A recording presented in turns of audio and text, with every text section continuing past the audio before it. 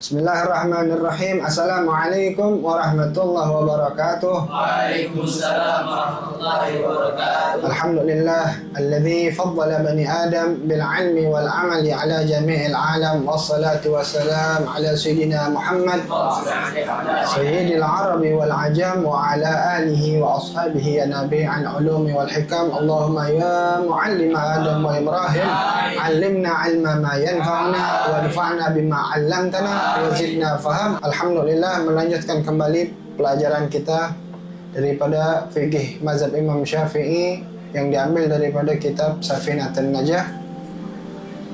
Telah sampai kita kepada bayanu ma yahrumu bil haidhi, yakni hal-hal penjelasan atas yang haram dilakukan bagi orang yang berhaid. Yang sebelumnya adalah tentang alal muhdis, ya, ma yahrumu alal muhdis wa yahrumu alal junub. Hal yang haram dilakukan bagi orang yang berhadas kecil dan juga bagi orang yang berhadas besar dalam bentuk junub. Sekarang berhadas besar juga tapi dalam bentuk haid. Jadi bedakan. Kalau yang junub kemarin ada berapa ya? Sittah, ada 6. Kalau yang muhdis saja hadas kecil 4, ya, hadas kecil 4, hadas besar junub itu 6. Sekarang hadas besar tapi dia haid, bendelnya itu ada 10. Ini bagi perempuan, tapi laki juga wajib untuk tahu. Pokoknya perkara tentang haid sama wajibnya bagi laki tahu. Antum yang sudah menikah ngerasain. Nah, disitulah wajibnya ketika antum punya istri. Ya, istri nggak tahu. Jadi nafkah batin buat antum untuk tetap memberitahu. Karena nafkah itu bukan hanya nafkah zahir, tapi nafkah batin. Di antaranya adalah pendidikan. Ya, atau punya anak, atau punya anak perempuan. Nah, nanti kan dia nanti yang ngajarin. Nah, di sini wa yahrumu bil haidhi asyaratu asya, yang diharamkan bagi orang yang punya haid ada 10 perkara. Yang pertama as-salatu. Salat haram bagi orang yang berhadas, baik kecil maupun hadas besar. Baik hadas besarnya karena junub maupun karena haid. Jadi yang 6-nya sama dengan hadas besar dalam bentuk junub. 6 yang haramnya dari haid sama. Nanti yang beda adalah 4 lanjutannya. Total 10. Yang pertama salat tetap haram, ya. Salat juga haram. Kemudian tawaf pun sama, dia haram bagi orang yang berhadas besar. Wa masul mushaf, ya, ini menyentuh mushaf. Adapun ini penjelasannya sudah ya sebelumnya. Wa hamluhu pun juga sama, apalagi membawanya. Meskipun membawanya itu tidak disentuh sama sekali.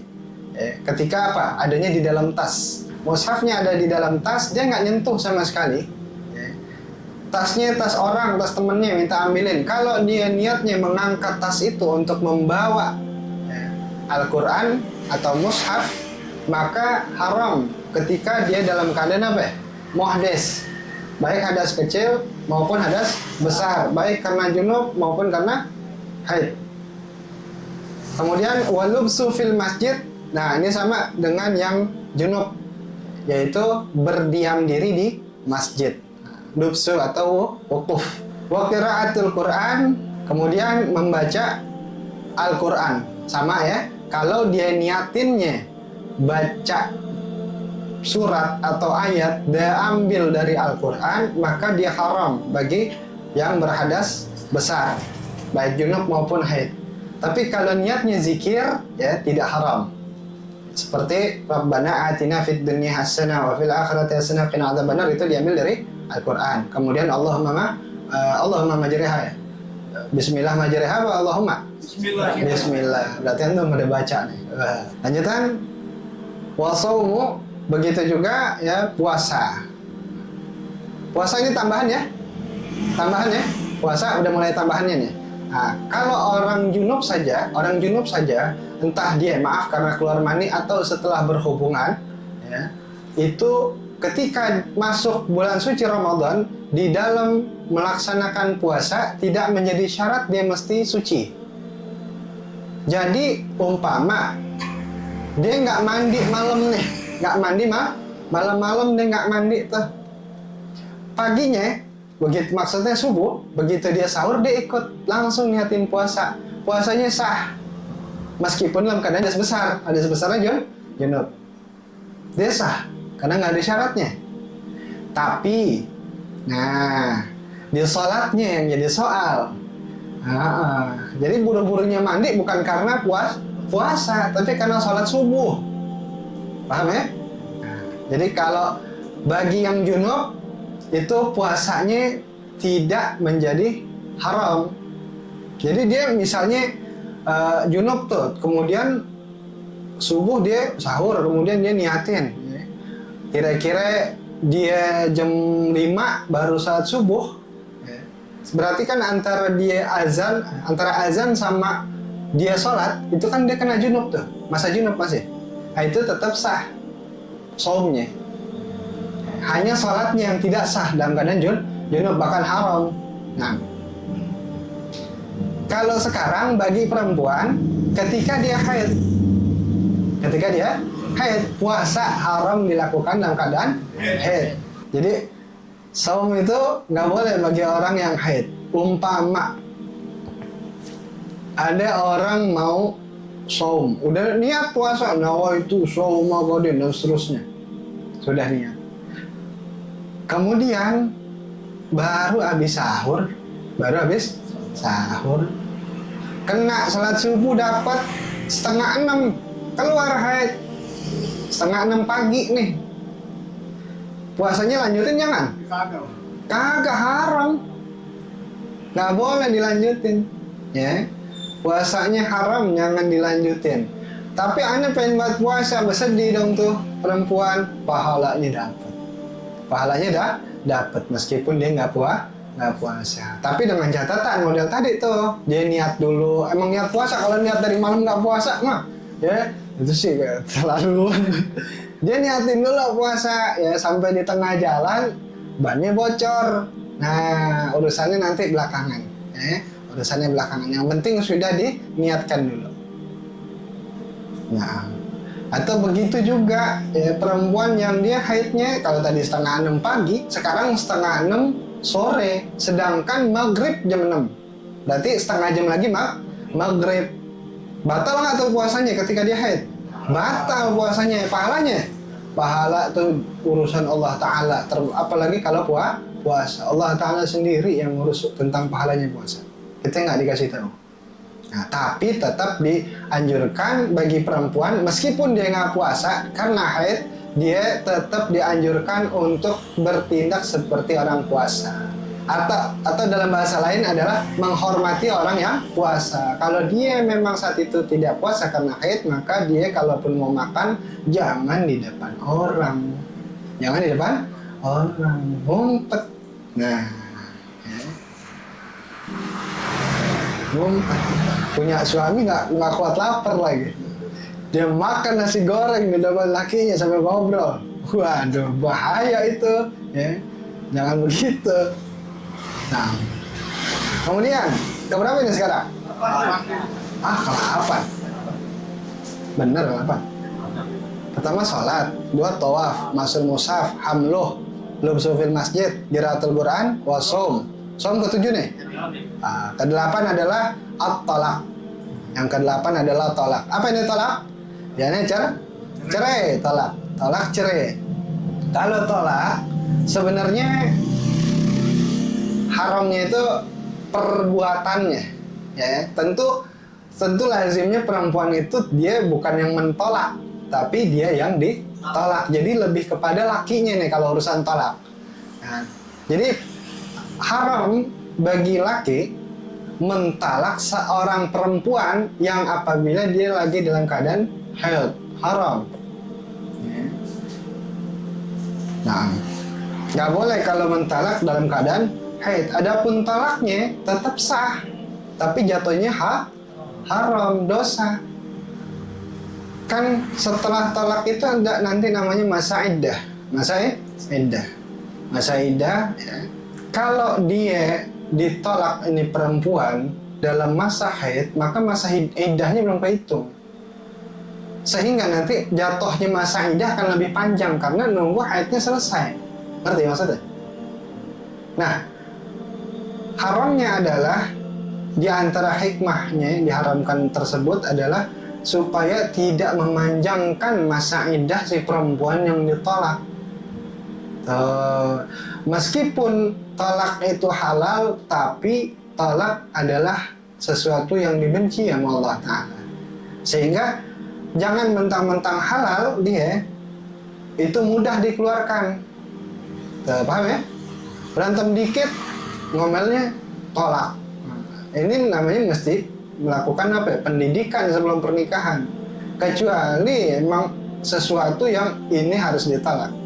Kenapa ya? Karena kalau di perpanjang itu jadinya bermasalah.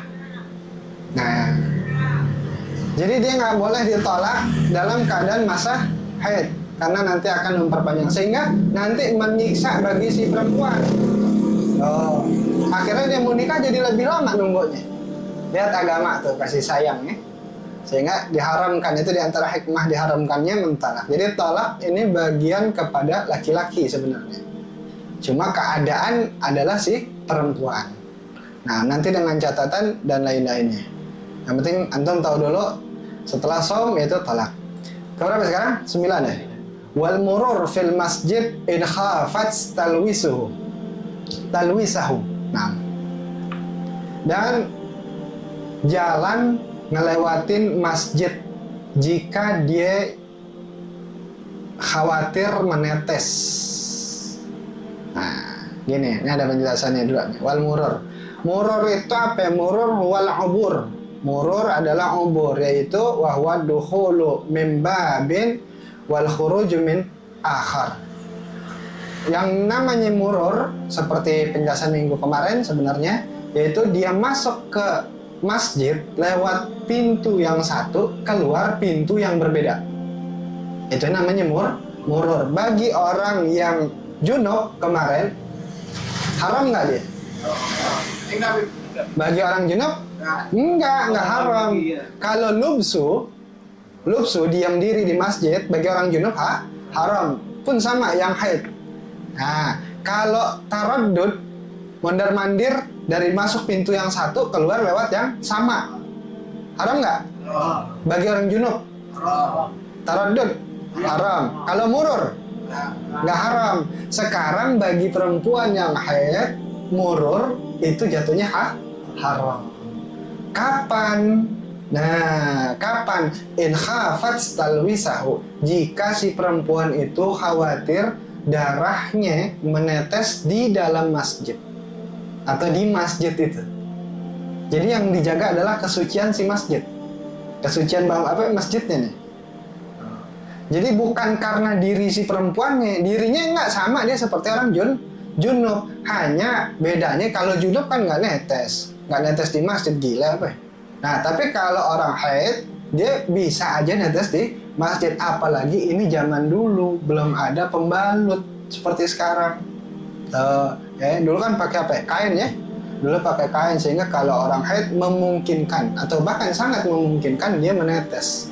Nah, bagi orang yang haid, jika dia khawatir, sekarang nggak usah pakai kain, pokoknya dalam keadaan dia khawatir kalau dia lagi haid, dia murur lewatin masjid, masuk dari pintu A, keluar dari pintu yang berbeda, dari pintu B, kalau dia takut menetes, maka itu haram, mending jangan lewat.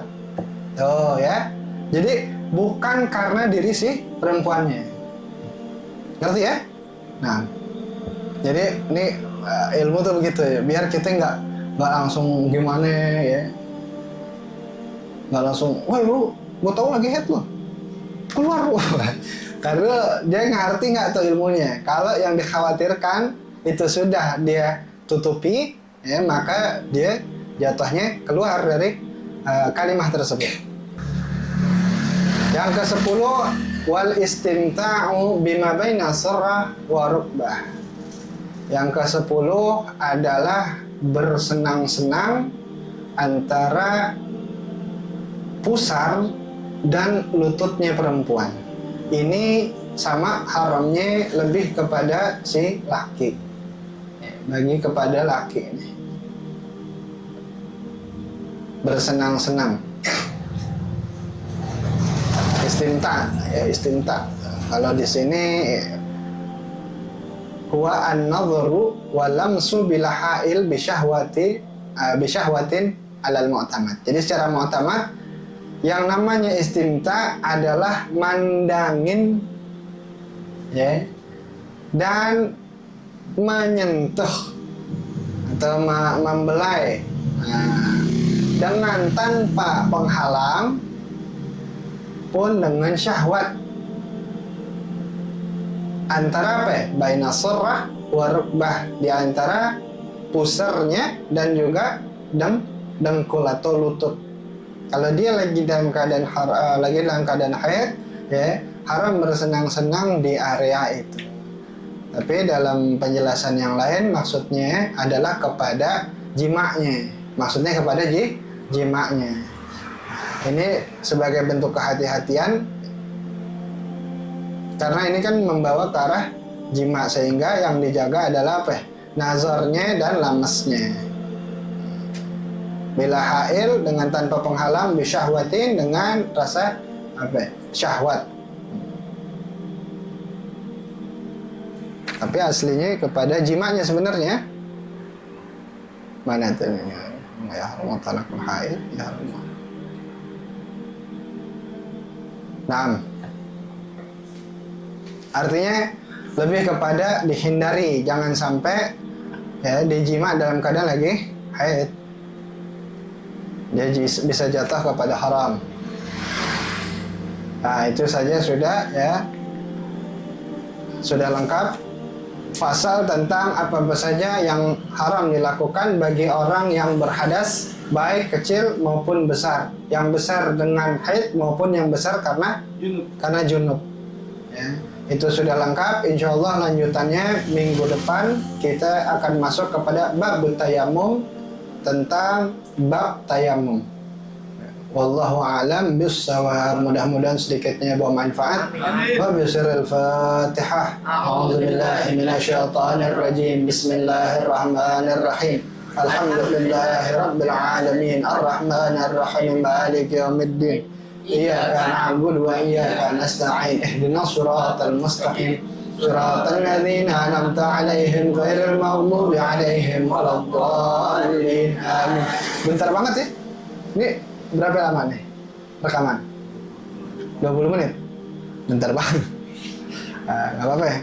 Kita masih mau ngaji mah. Bohong ini. Muka-muka udah ngantuk kan.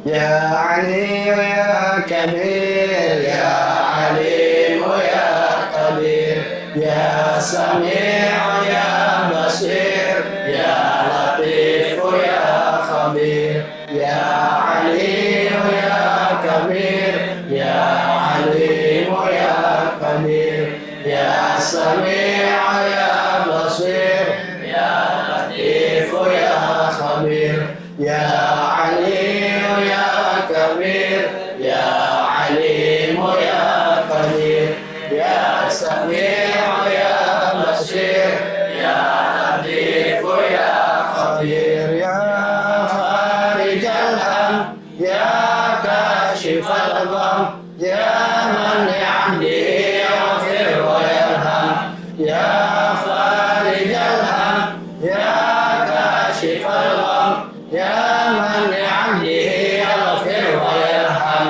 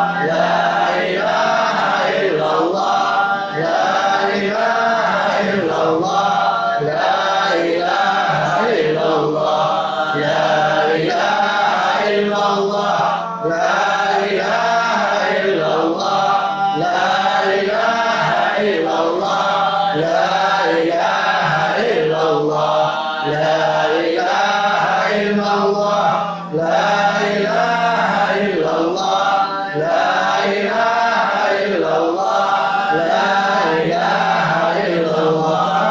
Taibun la ilallah, taibun la ilallah, taibun la ilallah. Ya Allah, biha ya Allah, biha ya Allah, bi husnil khatimah. Ya Allah, biha ya Allah, biha ya Allah, bi husnil khatimah. Ya Allah, biha ya Allah, biha ya Allah, bi husnil khatimah. Bismillahirrahmanirrahim. Alhamdulillahi rabbil alamin. Allahumma shalli wa sallim wa barik ala sayyidina Muhammad wa ala ali sayyidina Muhammad. Wa laqad ashartu li na'ti man awsafu tuhil quluba tuhayyij al-ashjana. Wallahu qad asna alayhi fama yusawi al-qawla minna yakunu sanana. Lakin hubba fi as-sarairi qad da'a li madihi safwati rabbina wa hadana. Wa in tazajna bil mawaddati ha huna narfa'u aidi فقرنا ورجعنا للواحد الأحد العلي إلهنا متوسلين بمن إليه دعانا وخطره وحبيبه وصفيه زين الوجود به إله عبانا. يا ربنا يا ربنا يا ربنا بالمصطفى اقبلنا عجب دعوانا. أنت لنا يا ذخرنا في هذه الدنيا وفي أخرانا. أصلح لنا الأحوال واغفر ذنبنا ولا تؤخذ ربي إن أخطأنا. واسلك بنا في نهجة طه المصطفى ثبت على قدم الحبيب خطانا. أرنا بفضل منك طلعة أحمد في بهجة عين الرضا ترعانا. واربط به في كل حال حبلنا وحبال من ود ومن ولانا. والمحسنين ومن أجاب نداءنا وذوي الحقوق طالبا أوصانا. والحاضرين سعيا في جمعنا ها نحن بين يديك أنت ترانا. ولقد رجوناك فحقق سألنا واسمع بفضلك يا سامع دعانا. وانصر منا سنة طه في بقاع الأرض واجمع كل من عادانا. وانظر إلينا واسقنا كأس الهنا واشفي وعافي عاجلا مرضانا. واقضي لنا الحاجات واحسن ختمنا عند الممات واصلح نبانا. يا ربي واجمعنا وأحبابا لنا في دارك الفردوس يا رضوانا. يا ربي واجمعنا وأحبابا لنا في دارك الفردوس يا رضوانا.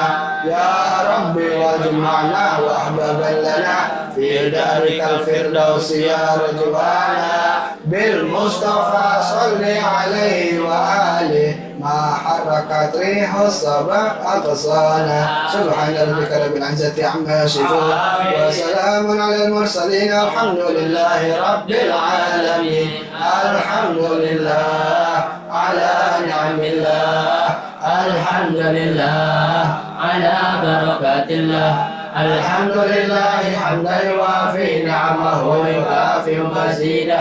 والحمد لله رب العالمين. يا رسول الله سلام عليك يا رفيع الشان والدرج. يا رسول الله سلام عليك يا رفيع الشان والدرج. يا رسول الله سلام عليك يا رفيع الشان والدرج. اللهم صل وسلم وبارك عليه وعلى